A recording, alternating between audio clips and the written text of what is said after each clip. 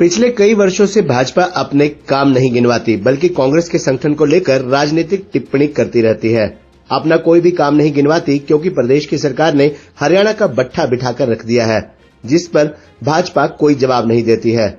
वहीं संगठन को लेकर दीपेंद्र हुड्डा ने कहा कि कांग्रेस का संगठन मजबूत है और लगातार कांग्रेस पार्टी का विस्तार हो रहा है। कांग्रेस पार्टी को जब भी ऐसा लगता है कि संगठन को मजबूत करने के लिए पदाधिकारी की जरूरत है, तभी आला कमान नया संगठन पदाधिकारी बना देती है।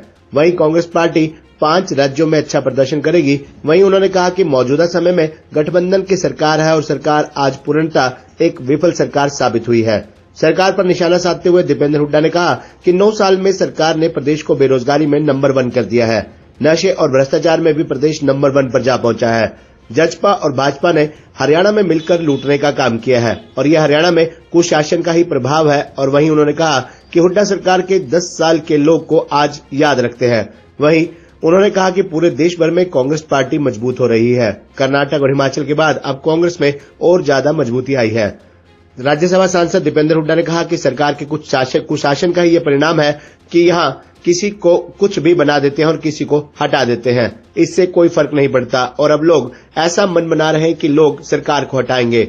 वहीं उन्होंने कहा कि आगामी समय में एक सामंजस्य में ऐसी सरकार बने जो सबको एक साथ लेकर हरियाणा सुशासन देने का काम करे। उन्होंने कहा कि डीएपी खाद की परेशानी किसानों को हो रही है। वहीं एक्सपोर्ट को भी मौखिक तौर पर आश्वासन देकर हड़ताल तोड़ी गई है। वहीं उन्होंने कहा कि आज हमारे देश में पर्याप्त खाद्य भंडार है। ऐसे में एक्सपोर्टर को बाहर एक्सपोर्ट करने की परमिशन मिलती है और सारी पाबंदियां हटाई जाती हैं, तो इंटरनेशनल मार्केट में बासमती धान के भाव महंगा है और जिसका फायदा हरियाणा के किसानों को मिल सकता है। लेकिन सरकार पर आरोप लगाते उन्होंने कहा कि ऐसी सरकार की मंशा नजर नहीं आ रही।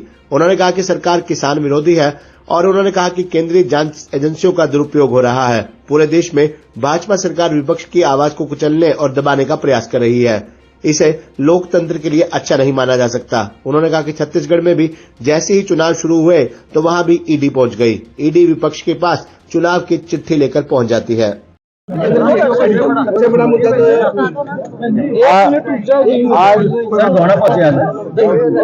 आज गोहाना का हमारा कोई राजनीतिक कार्यक्रम नहीं था।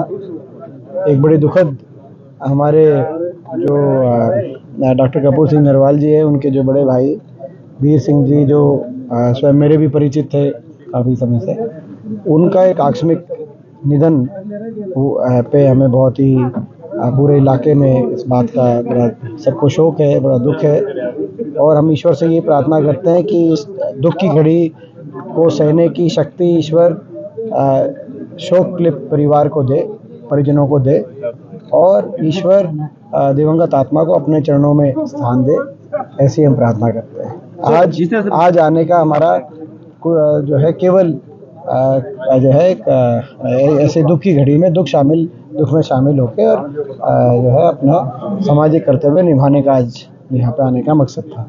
बीजेपी ने प्रदेश अध्यक्ष चेंज कर दिया है, क्या लगता है आपको कि वोट बैंक की जो है ये वोट बैंक की ये देखो, किसी भी पार्टी का अंदरूनी कोई संगठनात्मक इन्होंने फैसला लिया है और ये भी इस पर मैं समझता हूँ कि हमारा कोई इस पर कमेंट नहीं है।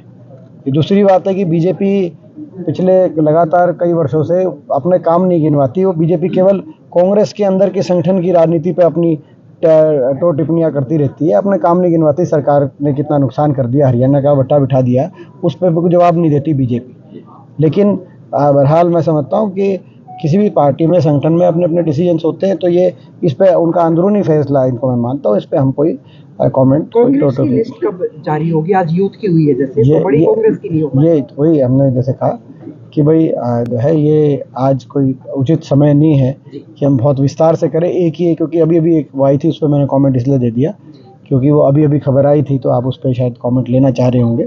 बाकी तो जो रूटीन के प्रश्न है वो तो अपना जो है, कांग्रेस का हमारा संगठन मजबूत है, लगातार हमारे संगठन विस्तार हो रहा है और जो है संगठन में उचित समय पे जब कांग्रेस कि हमें लगेगा कि हमें अपने संगठन में मजबूत करने के लिए पदाधिकारियों की जो सूचियां हैं उनको निकालने का काम करना है, तो कांग्रेस आलाकमान सही समय पे अपने डिसीजंस करती रहेगी। स्टेट में इलेक्शन है, हुड्डा साहब, क्या प्रभाव रहेगा और क्या रहेगा 5 राज्यों में? पांच राज्यों में मुझे लगता है कांग्रेस का अच्छा प्रदर्शन रहना चाहिए। उसका कितना प्रभाव हरियाणा में रहेगा सर? हरियाणा में तो प्रभाव जो है यहाँ की जो मौजूदा सरकार है बीजेपी जेजेपी की सरकार, वो सरकार आज पूर्णतः एक विफल सरकार साबित हुई है और 9 वर्ष में इस सरकार ने हरियाणा को विकास की पटरी से उतार के बेरोजगारी में देश में नंबर 1, महंगाई में देश में नंबर 1, नशे में हरियाणा देश में नंबर 1, भ्रष्टाचार में हरियाणा देश में नंबर 1 पहुंचा दिया है। जेजेपी और बीजेपी ने मिलकर हरियाणा को लूटने का काम किया है। लोग त्रस्त है हरियाणा में, तो हरियाणा में इसके कुशासन का ही प्रभाव है और 10 साल की जो हुड्डा सरकार की कार्यकाल थी उसको लोग याद करते हैं। हाँ, हरियाणा में इस बात का प्रभाव है। बाकी मैं समझता हूँ कि कांग्रेस के अच्छे प्रदर्शन का प्रभाव पूरे देश में कांग्रेस पार्टी मजबूत हुई है। जैसे कर्नाटक और हिमाचल की जीत के बाद कांग्रेस पार्टी मजबूत हुई है पूरे देश में, ऐसे ही इन 5 प्रदेशों में भी अच्छे मैं समझता हूँ प्रदर्शन के बाद कांग्रेस पार्टी मजबूत होगी। एक बात थी भूपेंद्र सिंह हुड्डा ने जब एक बैकवर्ड को डिप्टी सीएम बनाने की बात कही, उसके बाद काफी हलचल थी और आज जिस तरह से बीजेपी ने प्रदेश अध्यक्ष जो बनाने की काम किया वो भी एक बैकवर्ड को बनाने का काम किया। क्या लगता है भूपेंद्र सिंह हुड्डा कुछ चीजें जो ड्राइव करते हैं बीजेपी उनको पाटने में लगी? देखिए, भारतीय जनता पार्टी को मैंने जैसे कहा कि भाई ये अभी इस सरकार के कुशासन का स्तर ये है कि ये किसी को बनाए किसी को हटाएं, ये लोग सरकार ही हटाएंगे। लोगों ने ऐसा मन बना लिया है प्रदेश में, ये किसी को हटाएं किसी को बनाएं उससे कोई अर्थ नहीं है। कांग्रेस में जो हुड्डा साहब ने एक बात कही वो ये मैं समझता हूँ उसका तात्पर्य ये है कि वो सबको एक सामंजस्य बना के हरियाणा में एक नई सरकार बने जो हरियाणा के हर वर्ग को साथ लेके और हरियाणा में अच्छा शासन सुशासन देने का काम करे, ये कांग्रेस का संकल्प है। थोड़ा सा प्रदेश की मंडियों में जो है धान बेचने के लेकर किसानों को परेशानी हो रही है, इतना ही नहीं जो डीएपी खाद है उसके लिए भी लंबी लंबी लाइनें लग रही है। देखिए, डीएपी आज उपलब्ध नहीं है और मंडियों में आपने देखा होगा कि एक्सपोर्ट में अभी तक कंडीशन में छूट नहीं दी गई, जिसके एक्सपोर्टर्स पीछे स्ट्राइक पे भी गए, उसके बाद उनको मौखिक आश्वासन देके और उन्होंने अपनी स्ट्राइक तोड़ी है। लेकिन आज तक जिस रूप से जो एक्सपोर्ट्स के अंदर जो पाबंदियों को हटवाना चाहते हैं, क्योंकि आज के दिन पर्याप्त हमारा खाद्य भंडार उपलब्ध है देश में और ऐसे में एक्सपोर्टर्स को अगर बाहर एक्सपोर्ट करने की परमिशन मिले, सारी पाबंदियाँ हटवाई जाए तो उस इंटरनेशनल मार्केट में जो आज धान का भाव जो है बासमती का भाव हाई है, उसका लाभ हरियाणा के किसान को मिल सके। लेकिन ऐसा सरकार की सोच नहीं दिखाई दे रही। ये सरकार किसान विरोधी है, हर फैसला यही दर्शाता है। राजस्थान में जिस तरह ईडी की जो कार्रवाई हुई, देखिए, दुख की बात यह है कि ये कोई नई बात नहीं है। जो राजस्थान में हुआ है ये पूरे देश में हो रहा है। मैं आखिरी ये सवाल लेते हुए